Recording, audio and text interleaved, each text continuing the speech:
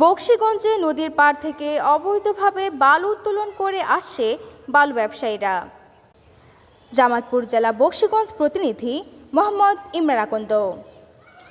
জামালপুর জেলার বকশীগঞ্জ উপজেলায় পূর্ব কলকিহারা গ্রামের দশানী নদীর তীর থেকে অবৈধভাবে বালু উত্তোলন করে তা বিক্রি করা হচ্ছে।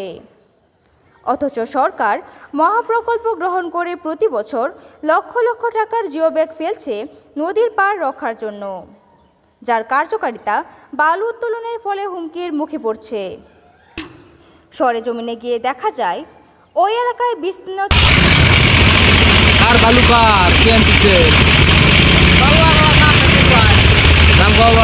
নাম কি?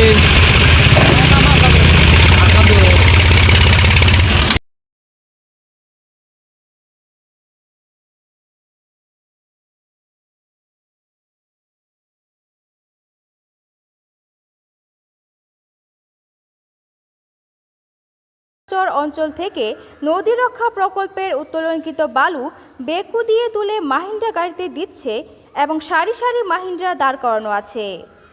প্রতিদিন বালু এখান থেকে উত্তোলন করা হচ্ছে। এতে এই অঞ্চলের রাস্তাঘাট, ঘরবাড়ি ধুলোবালিতে পরিপূর্ণ এবং রাস্তাঘাটের চিহ্ন ভেঙে চুরমার হয়ে গেছে। পুরো এলাকাটি রয়েছে চরম ঝুঁকিপূর্ণ অবস্থায়। রাস্তায় দেখা যায় নিজের ঘরবাড়ি রক্ষার্থে এলাকার লোকজন বাঁশের খুঁটি ব্যবহার করছে। তাদের একজনের সাথে আলাপকালে জানা যায় ওই এলাকার বাক্কা, মোশারফ ও রহিম বাদশাহ এই বালু ব্যবসায়ী সিন্ডিকেটের সঙ্গে জড়িত। এভাবে চললে খুব দ্রুত নদীর তীরবর্তী বাড়িঘর বিলীন হয়ে যাবে। আমার রাস্তাঘাট অনেক সমস্যা হইতেছে। মনে করেন যে এনে রাস্তার সাথে মনে করেন ঘর বাড়ি ধুলে যাইতেছে, বাড়ির ভিতরে মনে করেন যে অনেক কিছু ক্ষয়ক্ষতি হইতেছে। এদেরকে আমরা যেটা কই এটা বালু খেকোড়া থেমে নেই, স্বনামে বেনামে চলছে বালু উত্তোলন।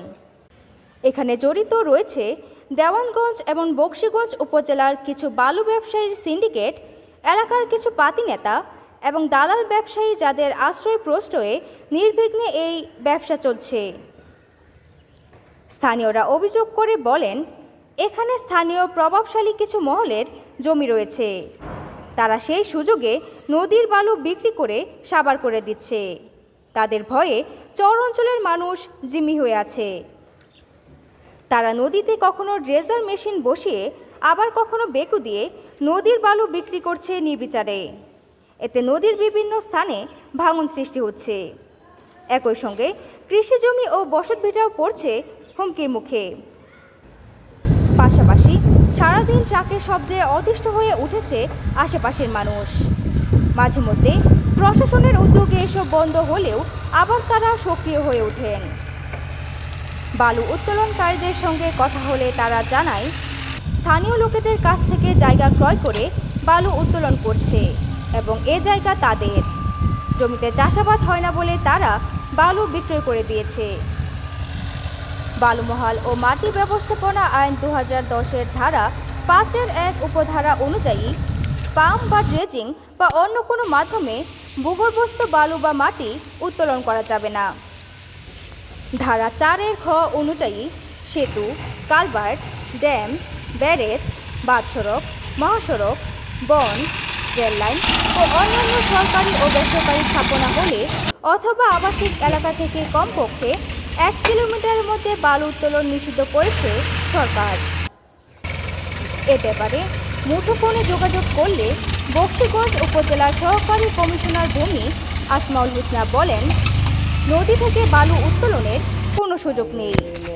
তদন্ত করে খুব শীঘ্রই ব্যবস্থা নেওয়ার আশ্বাস দেন তিনি।